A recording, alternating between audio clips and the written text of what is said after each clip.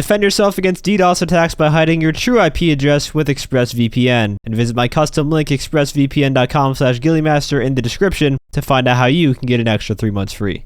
Hey everyone, and welcome back to another in-depth guide here on the channel. Today we're going to be taking a very close look at the brand new Service Carbine that just released in GTA Online a couple days ago. We're going to go over just about every important detail about the weapon from its stats, and I'll be comparing it to some of the other assault rifles to determine where this rifle stands in the assault rifles class. And by the end of this video, you'll know the answer to the question, is this the new best assault rifle? Before we begin though, I want to give a huge shout out to my friends Xenon and Endercrafter for helping me record everything for this video. And a quick disclaimer, all of the numbers that you see in this video, apart from the damage values, were calculated fully from in-game testing, so the results may vary a tad bit from your own tests if you decide to do them, but I'm inclined to believe that my results are fairly accurate based off of some of the footage you will see here in a bit.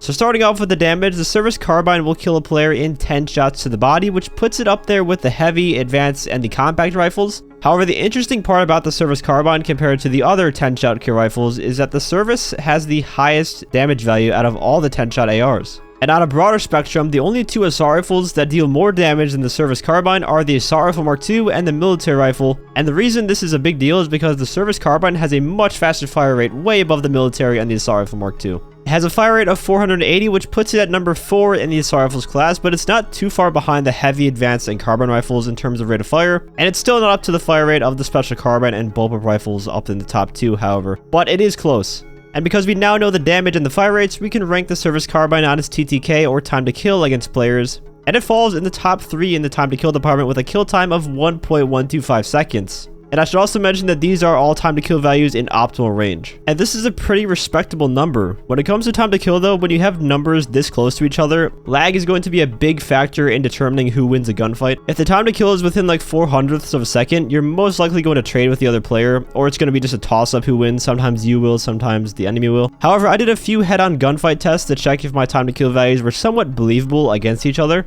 My friend Ender is using the Special Carbine Mark II, the gun that everyone loves. My other friend Xenon is going to toss a nade, and when it blows up, we start shooting at each other. And remember, the time to kill the Service Carbine is only 0.04 seconds quicker than the Special Carbine, so what ends up happening is either lag, reaction time, or a combination of the two end up turning this into a wash, and we end up trading with each other.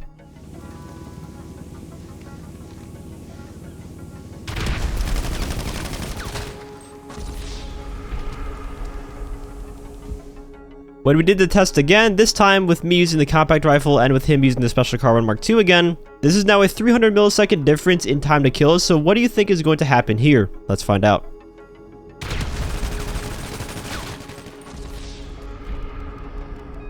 He beats me by a very good margin here because 300 milliseconds is a very noticeable difference, unlike 40. And the final test I did for the time to kill here was with the TTK Kings. First, the heavy rifle against the Special Carbine Mark II.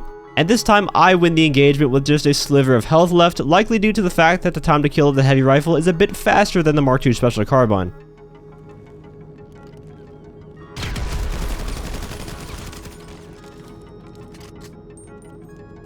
The advanced rifle test goes the same way and it wins the fight.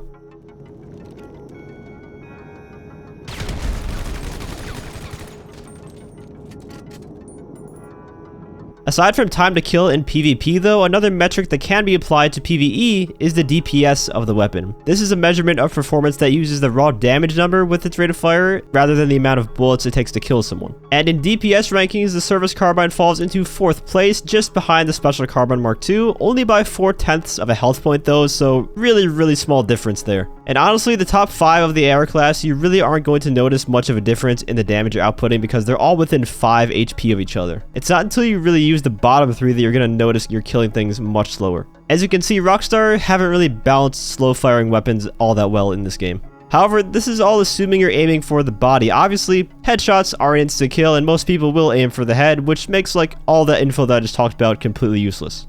The Service Carbine can one-shot to the head to about 24 meters. Anything further than that will result in a 2-shot headshot, which is the standard for most of the ARs. All of them fall within a couple of meters of this. Speaking of damage drop-offs, the Service Carbine will fall off to an 11-shot kill at 53 meters, which is a couple meters farther than the heavy rifle. The Mark II assault rifles do have farther damage drop-offs, which I think is due to the heavy barrel attachment, but I haven't tested this, so I don't know for sure. The lock-on range is also exactly the same across all of the other ARs at 65 meters, and the max distance where you can hit a target is 120 meters, which is a standard across basically all automatic weapons in this game. None of them can hit targets farther than 120 meters. Lastly, let's discuss accuracy and reticle bloom. Both are very important because you need to be able to, well, hit your shots. I shot a mag of every single assault rifle standing from behind this line here, and the Service Carbine looks to be quite an accurate assault rifle from my testing. Doesn't seem to have much vertical recoil, and really aside from that one bullet that hit farther up, the bloom seems to be pretty compact. You likely aren't going to notice any extreme bloom unless you're firing an entire mag at once. Like near the end of the mag it gets kind of ridiculous, but other than that, it's good. One other more specific bloom test that I wanted to do was against the heavy rifle in particular, because I consider the Service Carbine to be very closely related to the heavy rifle. They both kill in 10 shots, and the time to kill is only 0.03 seconds apart from each other. But one struggle that the heavy rifle does have is at ranges because of its accuracy and its bloom. It's quite inaccurate at long range. So I wanted to see if the Service had an advantage in that situation. So what I did was go a bit further back than my usual reticle bloom test, and I shot a mag of both weapons and looked at the results. From first glance, you might think they look a bit similar and that there's not much of a difference in their accuracy here, but if we put boxes around the surface area where the bullet marks are, then color code those boxes, and then center them on the screen, you can see very clearly the difference here in the accuracy spread of the weapons. The Service Carbine has an accuracy advantage at longer ranges.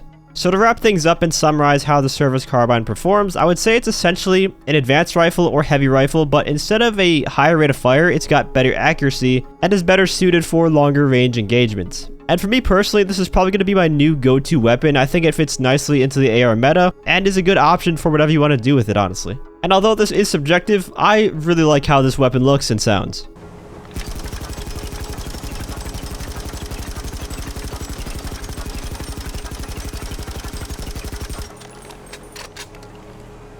Is it better than the Special Carbine Mark II?